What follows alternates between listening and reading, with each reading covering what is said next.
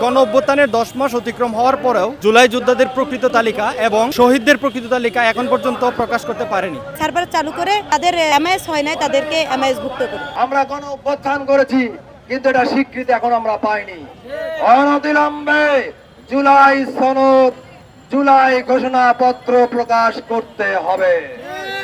ঘোষণাপত্র প্রকাশ না করা হয় তাহলে এটা কি হবে? আমাদেরকে পরবর্তী সরকার সন্ত্রাসী হিসাবে আখ্যায়িত করবে। আর ঘোষণাপত্র যখন হবে তখন আমাদের একটা স্বীকৃতি হবে।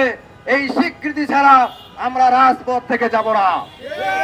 এই অন্তর্বর্তী সরকারের প্রধান উপদেষ্টা ডক্টর মোহাম্মদ ইউনূস এবং উপদেষ্টা মণ্ডলী আপনারা 30 কার্যদিবস সময় নিয়েছেন। এখন কিন্তু প্রায় 15 থেকে 16 কর্মদিবস হয়ে গেছে, আর মাত্র 15 থেকে 16 দিন বাকি আছে।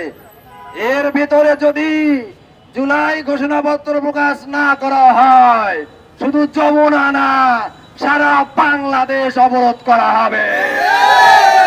আমাদের একটাই দাবি, আপনারা অবশ্যই জানেন, যেটা হচ্ছে এমআইএস ভুক্ত করতে হবে।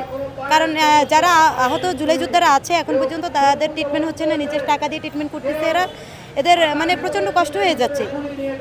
সেজন্য বলতেছি আমরা হচ্ছে গিয়ে আমরা সরকারি তালিকাভুক্ত হতে চাই। মানে আমি হয়েছি, আমার এমআইএস হয়েছে, আমার গেজেটে নাম আসে না এখনো। সেম এরকম যাদের গেজেটে নাম আসে নাই এই সার্ভার অফের কারণে, আমরা চাই সার্ভার চালু করে হচ্ছে যাদের হচ্ছে এমআইএস হয় নাই তাদেরকে এমআইএস ভুক্ত করে। তারা হচ্ছে এখনো এমআইএস করতে পারে না, এটা আহতদের ব্যর্থতা আমি এটা মনে করি। কেন জানেন? যে আমি তো এমআইএস করছি, এরকম এমআইএস অনেক হয়ে গেছে, প্রায় 22,000 মতো এমআইএস ভুক্ত হয়ে গেছে অলরেডি।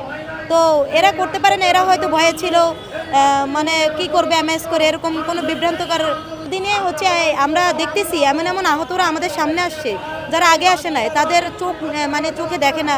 এই একজনে আছে সামনে, তারপরে একজনের মা বক্তব্য দিল, সেটা হচ্ছে তার ছেলে প্রায় অনেক দিন যাবৎ হচ্ছে গিয়ে বিছানায় হসপিটালে চিকিৎসা নিচ্ছে, প্রায় 4 লাখ টাকা খরচ করে ফেলছে। তো এরকম যখন আমাদের সামনে আসছে, আমরা এখন তো আর চুপ করে বসে থাকতে পারি না। আমরা সেজন্য চাই সার্ভারটা ওপেন করুক আবার।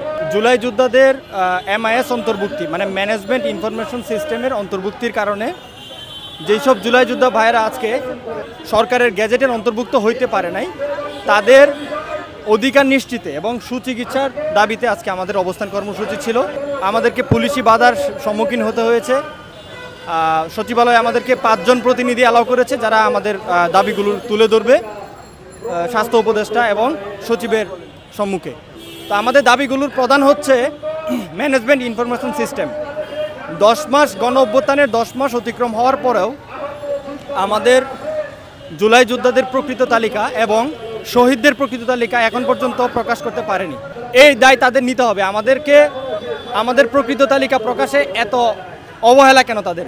শুধুমাত্র এদের নেগলেসির কারণে আজকে আমাদের সঠিক তালিকা প্রণয়ন হয়নি এবং সকল জুলাই যোদ্ধারা সুচিকিৎসা পাচ্ছে না।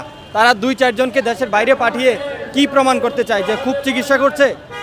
আমাদের গ্রামে গঞ্জে এমন অনেক ভাই আছে যারা এমআইএস কি এবং এমআইএস কেন করতে হবে, করলে কি হবে, না করলে ক্ষতি কি, এই বিষয়গুলোতে জানে না।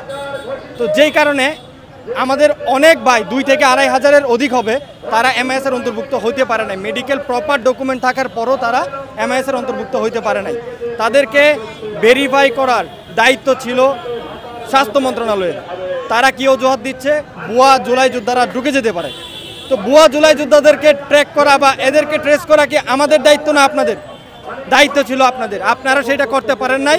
এই দায় আপনাদেরকে নিতে হবে। আমি চাচ্ছি আপনারা প্রায় আমাদের 2000-এর উপরে অল বাংলাদেশ, আমি ঢাকা মোহাম্মদপুর জন্ম, আমি ওখানেই বড় হয়েছি, কিন্তু আমিও তথ্যের অভাবের কারণে এমএস অন্তর্ভুক্ত করতে পারিনি। জুলাই ফাউন্ডেশন আমার কাছ থেকে আমার সকল ডকুমেন্ট জমা নিয়েছে, কিন্তু আমাকে বলেনি যে জেলা প্রশাসক ও সিভিল সার্জন গিয়ে ডকুমেন্ট জমা দিতে হবে।